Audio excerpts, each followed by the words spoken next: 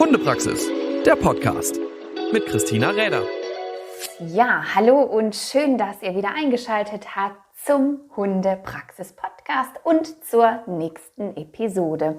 Ich muss jetzt leider enttäuschen, wenn ihr wieder da sitzt und dachtet, ich kann mir das einfach so easygoing anhören, denn wir müssen gleich wieder switchen in die englische Sprache, denn heute sitzt mir jemand gegenüber, die gute Dame, die hat eine Community gebildet und ich werde auch gleich ins Englische übergehen, sonst kann ich mich halt gar nicht mit ihr unterhalten. I'm very happy to welcome Jo Perrott. She's the founder of the Ladies Working Dog Society. Maybe you have heard about this when you're on Insta or you're on Facebook. And yeah, it's a community for female gun dog handler to improve what they can or just learn to do more things to be self-confident in training. I think a very interesting community, and because I've often read her quotes and what she was writing about, or the community and the experts were writing about, so I thought it would be a good idea to talk once to her, and I'm really happy that she's taken her time. Very welcome, Jo. Thank you for having me, Christina. I'm really honoured to be on the podcast episode with you. You are the founder of the Ladies Working Dog Group. We find you in the internet, on Insta, on Facebook, but you have also really nice site where females can get to your community. I was really impressed what you built up there. When did you found it and why?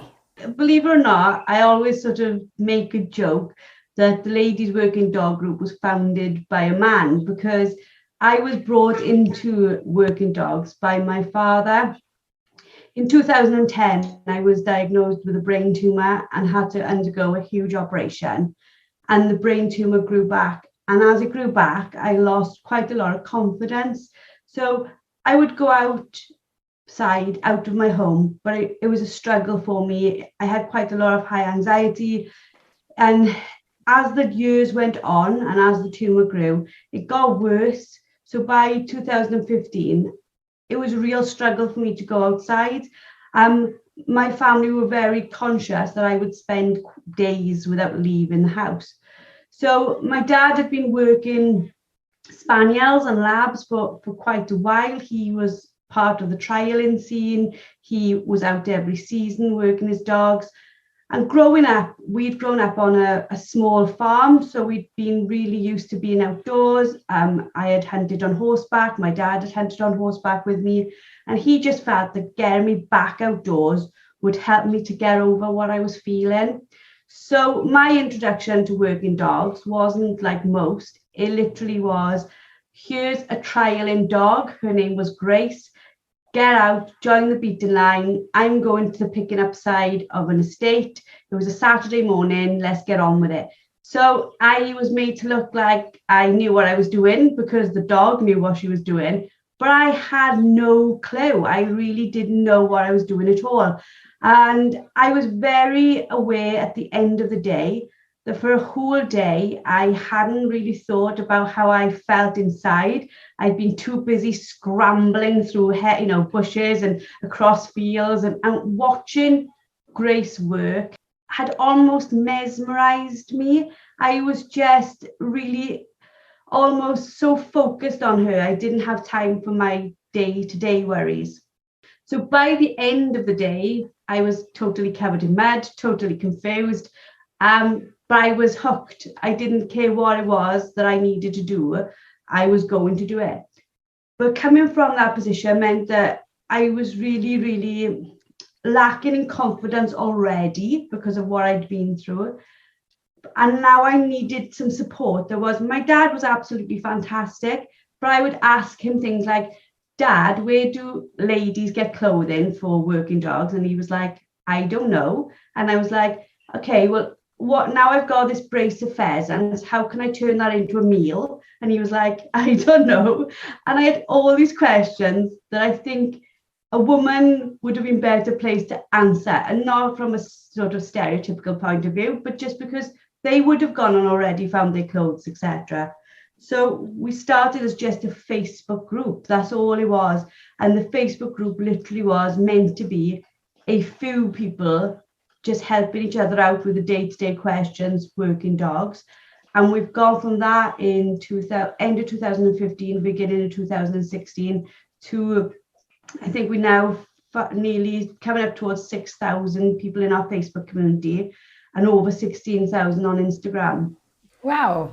Just the simple questions that are these ones, we sometimes are afraid to get them to other people because we think they're for so long time in this area, in this scene, and maybe they are laughing about, well, because I don't know how to put the fees into the pan and with the clothing. That's, I think, a funny idea. But yes, usually when I was in UK, when you get into the shops, you find many clothing for the men. But yeah, when you don't want to go out with a sack and you don't want to look like a big something, you have to know where you get it. But I think it's coming more along also that the lady handlers are in the big fields and in the big field trials, and but it's a way to this. And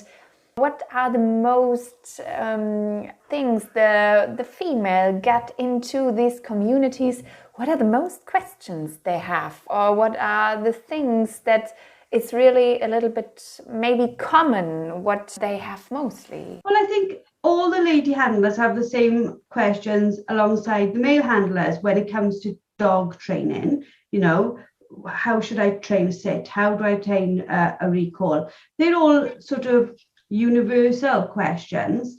But then on top of that, in life in general, you see women who suffer with an imposter syndrome, whether that be in work, in their careers, and don't feel that they're good enough, or at home as a mum and a wife and don't feel that they're good enough, and all those type of things.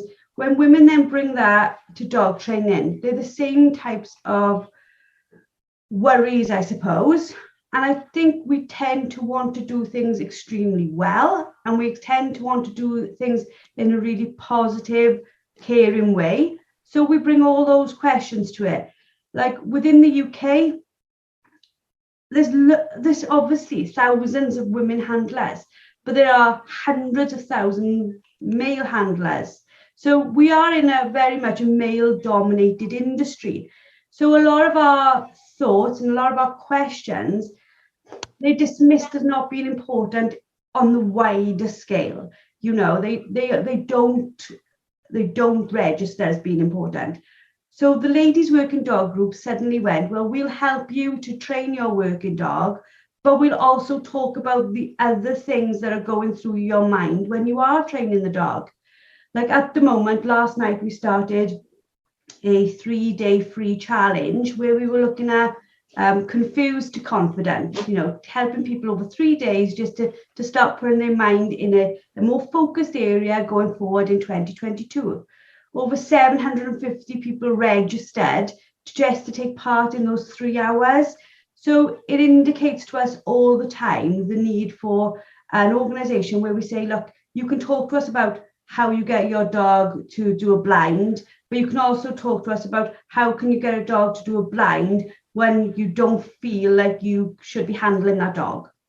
Good question. So yeah, it's like in many parts of life where men or female have the same question, but the answers you get are often done for male thinking.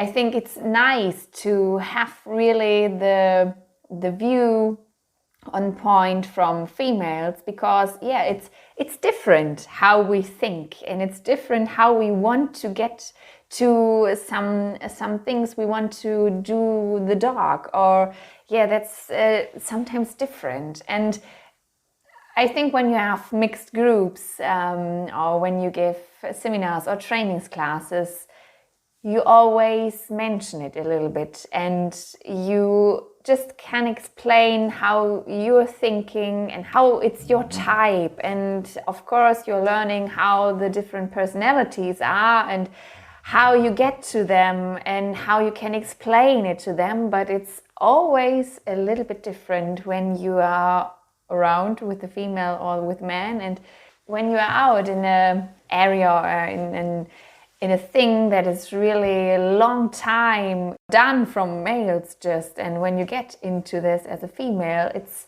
you have really to build up a structure that is also giving you a good feeling when you're outside there. And so when people get to you, you are the whole time doing live online sessions, and also you have a learning platform. Maybe you can tell us a little bit how it's working, your community, because I read much free content you are giving out on the Instagram profile, that so also there are females getting something from you just before they've paid anything. So it's also a little bit that you show how you are doing your job and how this community is thinking and feeling. But what is behind it? What can the female do in this community? So when we started out as just a Facebook group, it was just meant to be that. And slowly over time, the group called for more information. The ladies were thirsty to learn all the time. So by 2019, we introduced monthly training. So on the first Wednesday of the month, the ladies will all receive, who are society members, they will all receive a training, a video training set that will be delivered to them, that has be delivered to them online, which has training. So this month's training is called Keeping the Connection, and it's about how you can make sure that your dog is checking in and working with you constantly when they're outside, because a lot of people tend to find that once their dog is out and their dog is hunting, they can tend to lose a little bit of connection when the dog is focused on hunting rather than focused on them. So they get those trainings every single month. Every week we meet in a Zoom call and we talk about whatever challenges they've got going on. So we've got a lot of fantastic experts in our group. They come online, the ladies come online, the ladies say what they're having problems with, the experts help them. So instead of having one trainer to ask once a week in a class, they have a set of trainers who are there to support them. And the trainers are really, really good because they don't all train exactly the same way. And rather than competing with each other, they work and collaborate with each other. So they say, well, this is a way I could do it, and this is a way I could do it. Find what works for the dog in front of you. So we do those type of events every single week. We constantly provide free content to both our group, our paid for group, our membership, but also on Instagram and on Facebook, because we want to help as many women and men as we can. Now, oddly, we have men who are members of the Ladies Working Dog Group. They are they can't access anything live because the live areas are supported for women and are supportive of women. They can access all the recordings. So what they tend to do is, if we produce a coaching on a Wednesday night, they'll watch it as a recording on a Thursday morning. And they're quite happy to do that. We have some gentlemen who have made their wives sign up, and their wife watches our live coaching, and you can sort of see them glancing at their husband. Bless them, lovely ladies, listening into all this dog training they're not at all interested in, so that their husband can listen in as well. So we do try to be all-encompassing, because we are very aware that the content we produce, not just from an emotional level, but also from an actual dog training level, is of an extremely high standard. So we want to make sure that everybody can access that. And we're also really, really honoured and humbled. Our membership isn't just UK based. We have members all across Europe. We have members in Canada and America. We have members in Australia, New Zealand, Botswana, Hong Kong, sometimes the names, when somebody joins and I see their address, I'm like literally still totally blown away, because still on my dog training journey myself. And the fact that these ladies want to join us and learn with us is just something that gives me so much pride. Yeah, I can imagine. That's nice honor when you recognize that what you're doing really is interesting for people all over the world, because not just in UK they have the struggle with their dogs. I think it's not just a gun dog thing, it's also when you have a pet dog or whatever you're doing with your dog. When you have community where you are free from judging and where you get nice and really helpful criticism, and where you can ask any questions, I think that is the most important, what they are searching for. And when they know behind that there's really knowledge about gun dog training, and it's not just, don't understand me wrong, but it's not just the emotional thing like you told, but there's really training behind. So it's a mixture out of this, and it's a really nice combination, because when you get out for dog training, you come to your emotional themes, because of course when there's something getting wrong and you don't come over the fort, it's sometimes really that you just think you aren't able to train the dog. And why do you have these questions in your head? Why do you think that you're not able? And then you can get back and what's going on, and why you got to this.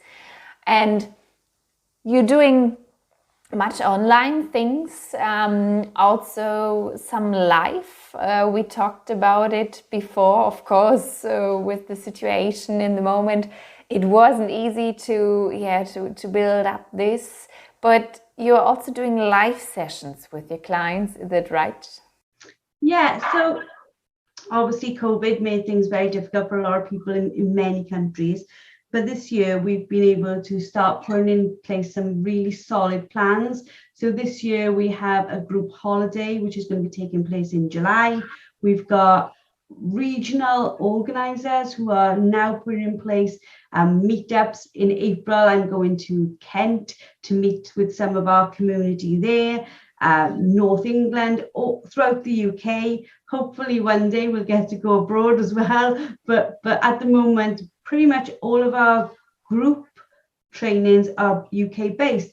But then saying that, we have had people fly over from places like Belgium to train with our experts wherever they are. So even though as our organisation we put on events, the trainers in our group are trainers, so they are available all day, every day, as they would be. So for new ladies joining our community, they can obviously access all our community events, but if they like a trainer, they like a trainer style, they've watched their videos and think that's what I'm looking for, they can contact them directly and arrange to meet on one-to-one or join in on their group training. So there is no limit to the amount of training face-to-face that you and your dog can access. And the great thing we have is after a day's training with one of our trainers, you can come back into the group and share the recordings, share your takeaways, share what you're proud of, and not feel that in any way you will be judged. We have a saying in our entire group: there is no such thing as a stupid question.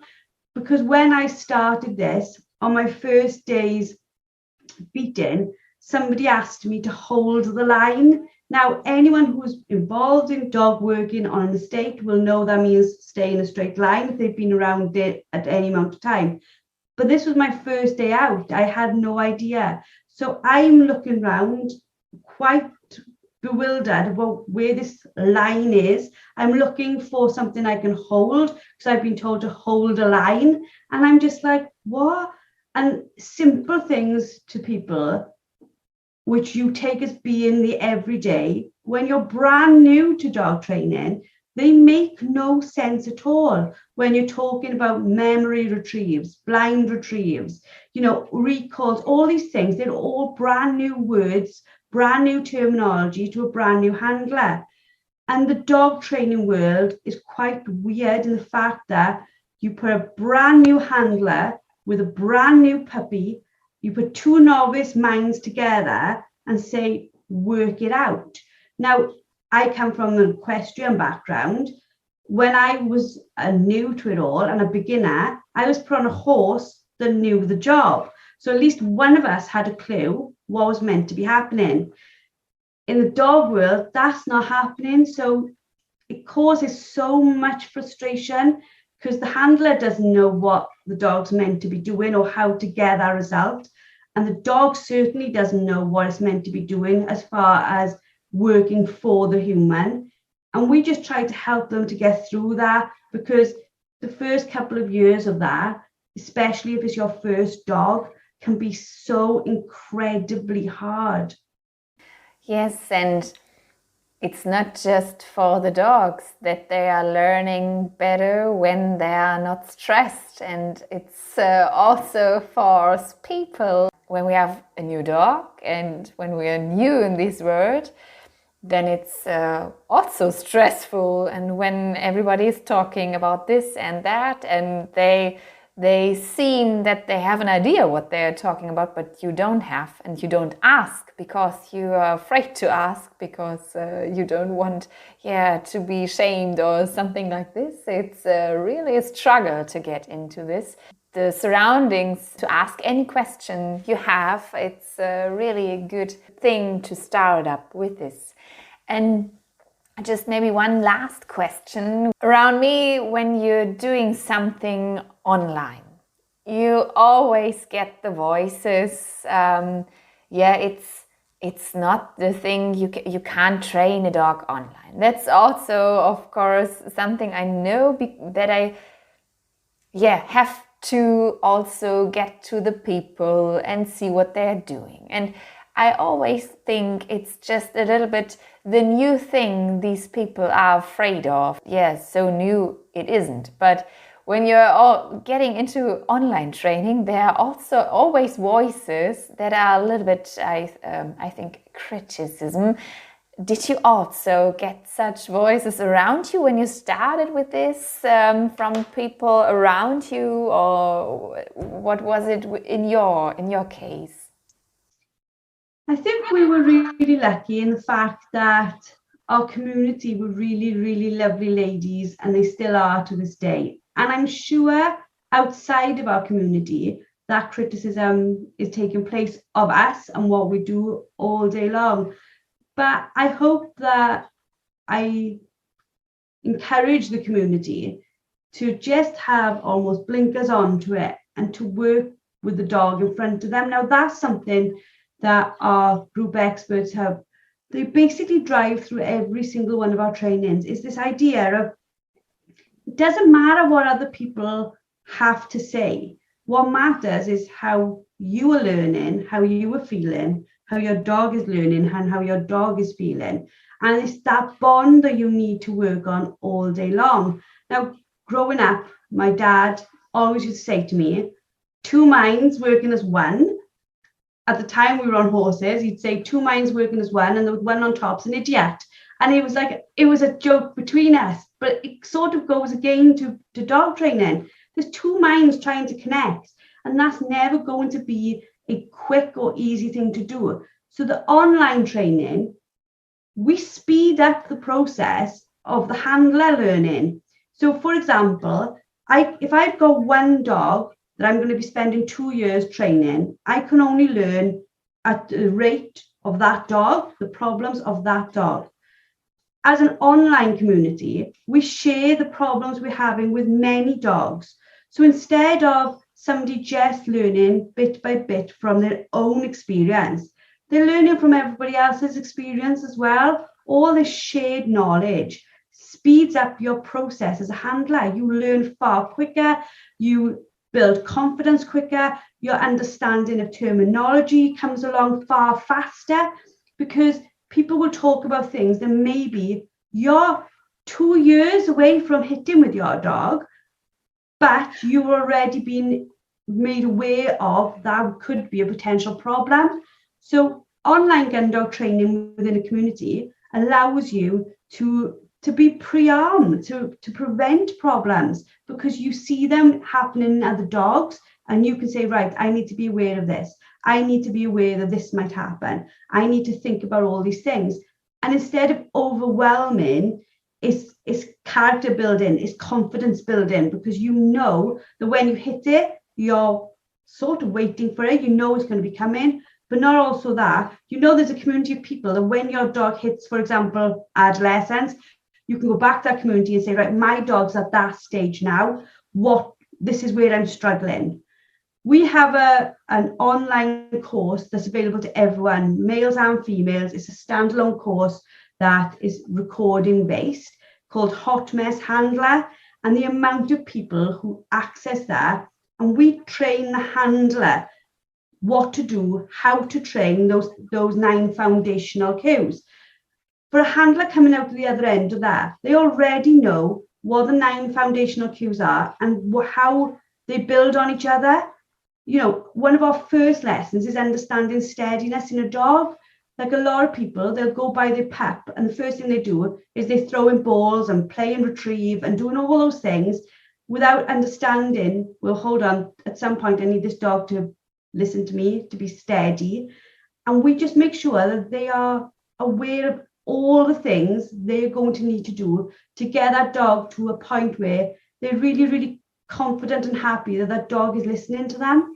2 minds try to connect. That's a sentence I put on it, because it's really, it doesn't take place instead, the online training. It's more in addition, and like you say, it's speeding the people up to get into the thing, and also to build up their background around that, and not just having one lesson with 1-to-1 and 2 weeks later the next, and in between you don't have anything where you can also feed your knowledge about that, what you want to do and you like to do. And why shouldn't you be in an online class to fix it up and to get really into it? And so thank you very much for this really interesting talk about. And in the end, I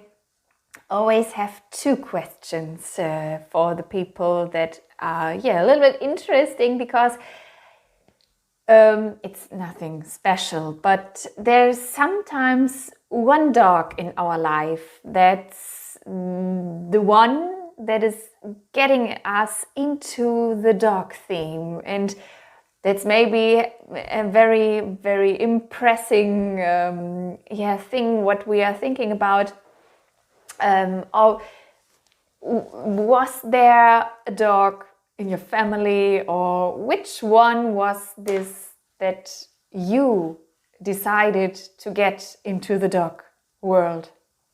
For me, I think over time, as the years have gone on, what a dog gives you sort of changes. So for me, my dad, he passed away in 2019. So before that, if you'd asked me the question, my favorite dog would have probably been my dog, because she gave me the 2 pups that I work now. I say pups, they're 3 years old.